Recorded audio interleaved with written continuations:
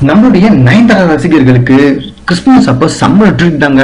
ஆமாங்க, தமிழ் சினிமாவில் கதாநாயகிகள் super star அந்தஸ்தை பெறுவது ரொம்ப கடினங்க. ஆமாங்க, முதல்ல ஒரு 2-3 படம் நடிப்பாங்க. அதுக்கப்புறமா அவங்க இருக்க அட்ரஸே தெரியாது. அதுக்கப்புறம் ரொம்ப நாள் கழிச்சு அக்கா கேரக்டர்லயும் அண்ணி கேரக்டர்லயும் நடிப்பாங்க. இதுதான் தமிழ் சினிமாவில் ஹீரோயின்ஸோட நிலைமை.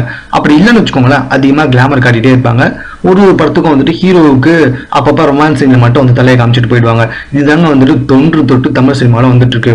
ஆனா இன்றைய காலத்துல மிக இயல்பான அழகான நடிப்புல மிகப்பெரிய ரசிகர்கள் பட்டாளத்தையே சம்பாத்தி வச்சிருக்காங்க நம்மளுடைய நயன்தாரா. ஆமாங்க, ஆண்கள் எப்படி நம்மளுடைய சூப்பர் ஸ்டார் ரஜினிகாந்தோ அந்த மாதிரி பெண்கள் சூப்பர் ஸ்டாரா நயன்தாரா தான் அப்படின்னு சொல்லிட்டு இப்ப பரவலா பேசி வந்துட்டு இருக்காங்க. தற்போதெல்லாம் இவரை முன்னிலையாக மையப்படுத்தி பல படங்கள் உருவாகி வந்துட்டு இருக்காங்கன்னா பாத்துக்கோங்களேன். ஆமாங்க, பல புதுமுக இயக்குநர்களுக்கு வாய்ப்பு கொடுத்து வந்துட்டு இருக்காங்களா நயன்தாரா.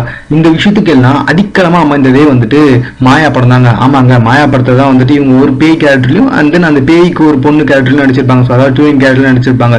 இந்த படம் செம்ம ஹிட் கொடுத்துருச்சுங்க. அதுக்கப்புறமா இதை தொடர்ந்து நயன்தாரா இப்ப சோலோ ஹீரோயின் வேடங்கள் மட்டும்தான் நடிச்சு வந்துட்டு இருக்காங்கன்னா பாத்துக்கோங்களேன். இமைக்கா நொடிகள், அதுக்கப்புறமா இன்னொரு படம்லாம் கம்மிட் ஆயிருக்கான். டோரா படத்துல கூட சோலோ ஹீரோவை தான் நடிச்சிருக்காங்க.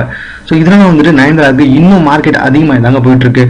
4 கோடியா இருந்த அவங்க சம்பளத்தை 7 கோடி வரைக்கும் மாத்திருக்காங்க. இவரது நடிப்புல 2015ஆம் ஆண்டு வெளிவந்த பெரிய ஹிட்டான படம் ஆல்ரெடி நான் சொல்லிட்டேன் பாத்தீங்களா, மாயா. இந்த நிலையில இந்த படம் கிறிஸ்துமஸ் விருந்தா சன் டிவில ஒளிபரப்ப போறாங்களாம்.